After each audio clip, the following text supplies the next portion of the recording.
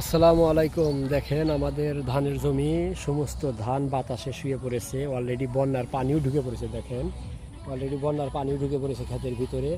ধানগুলো নষ্ট হয়ে যাচ্ছে। সো আমরা এরকমভাবে ধানগুলো তুলে এরকমভাবে বেঁধে বেঁধে দিচ্ছি যাতে ধানগুলো ভালো থাকে। কিন্তু সবগুলো ধানের পাতা এগুলো সব নষ্ট হয়ে গেছে। ধানও অনেকটা নষ্ট হয়ে গেছে। দেখেন ধানও অনেকটা নষ্ট হয়ে গেছে।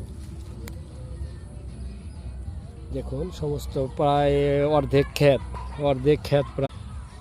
ক্ষেত প্রায় এরকমভাবে শুয়ে পড়েছে। ধান বাতাসে শুয়ে পড়েছে। দেখেন আমাদের ধানের ক্ষেত।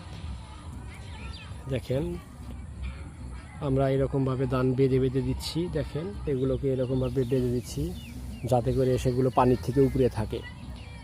কিন্তু অলরেডি বন্যার পানি ঢুকে পড়েছে। দেখেন পায়ের নিচে পানি, দেখেন পায়ের নিচে পানি, বন্যার পানি। এগুলো জানি না কি হবে, তবে চেষ্টা করছি ধানগুলোকে দাঁড়িয়ে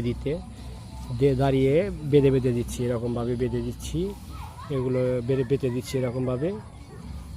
দেখেন এই যে এরকমভাবে বেঁধে দেওয়া হচ্ছে ধানগুলোকে, এরকম বেঁধে দেওয়া হচ্ছে, তুলে তুলে ধানগুলোকে বেঁধে দিচ্ছি।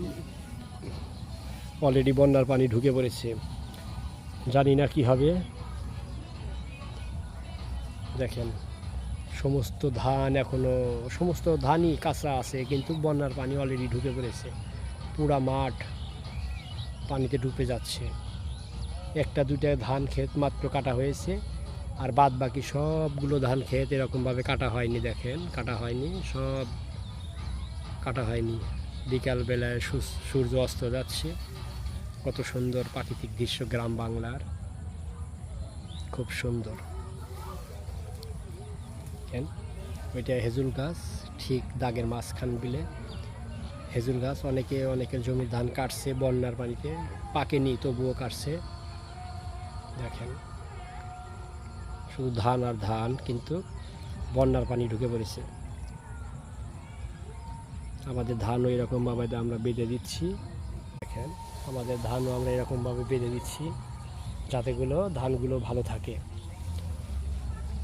কিন্তু ধানের গোড়ায় এত পানি থাকলে আমার তো মনে হয় যে এগুলো পচে যাবে।